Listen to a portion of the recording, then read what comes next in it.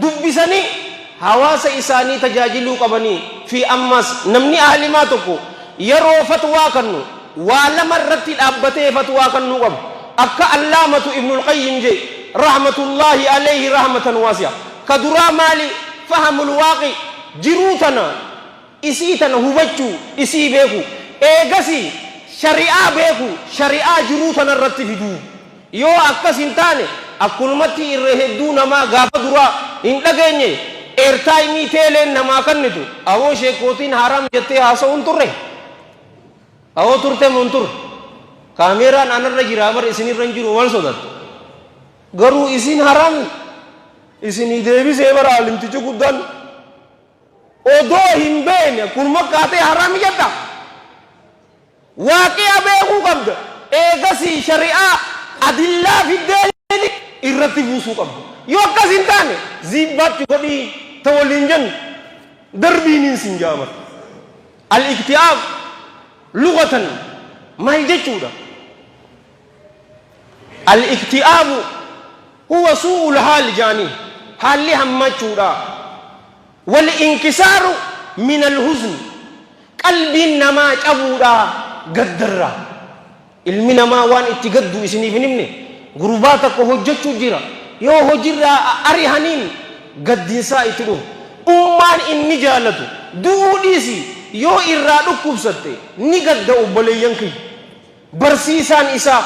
maallaqa bizinees tokkotti investii godhee yoo irraa kasaare ni gadda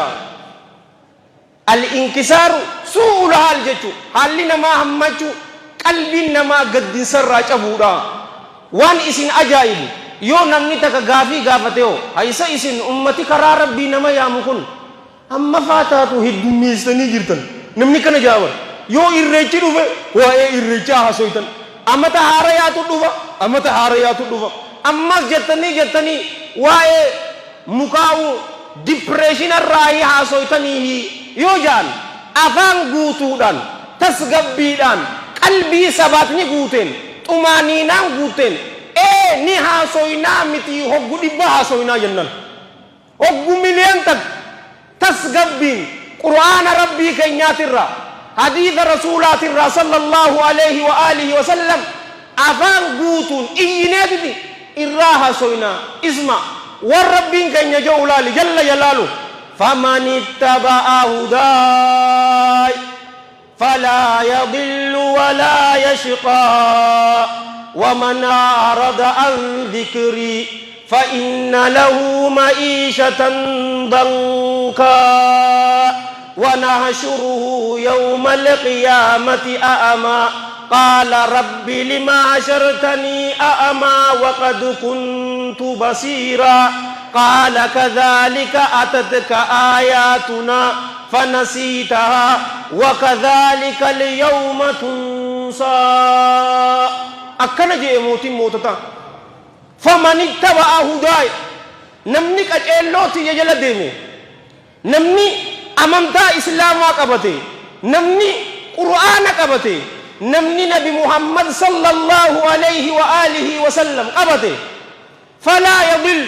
الدنيا تنكيستي إن جلتوا ولا يشقى قيا آخراتس إبد جهنم سيني إن هون قوجي ورع الدنيا تس آخرتس ملكاوي الله ربي سناتا يسو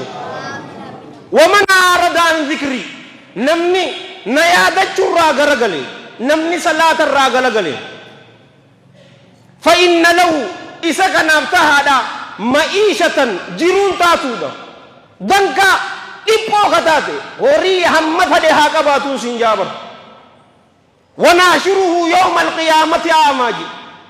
قويا آخرا كيستيس حال بلا إسا غونيني إسا كسنا نمتجي كن نجا أيا ربي كي يروم بر قبر راكو إجلمان قباچون توري غرو أمانتنا معشراتنا براتي ما بلا نغوتي جان أكسيتي آيتني تيناس سرتي دفتي دي أتي كجيب سيسي الراس إبد جهنم كيستي والإياذ بالله نئرام فتمتاجئ رسول الله صلى الله عليه وآله وسلم ونجاني تجرى صلوا على النبي اسمع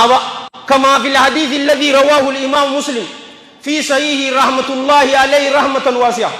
كما في الحديث الذي رواه الإمام البخاري في صحيح رحمة الله عليه رحمة واسعة من حديث أبي هريرة رضي الله عنه قال قال رسول الله صلى الله عليه وآله وسلم ما أنزل الله داء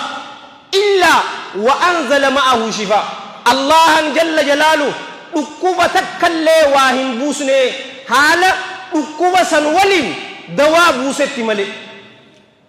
ركوبة فده يو الله جل جلاله بوست ركوبة سنولين دوا تجرى حتى أما ركوبني دواهن كمني مالي نبيتني كانسري ركوبة قبلات تنلي إن شاء الله تعالى دوان إسيت الليل ني أركمام رب ركوبة سنيف الليل دوا إسا رب وابوس فرنجي كانسر قبض يو جتيني را ركوبة إرسي قبض HIV قبض يو جتيني رجل ركوبة قبلات أنان إن دربان سنجاو بولي سوفوك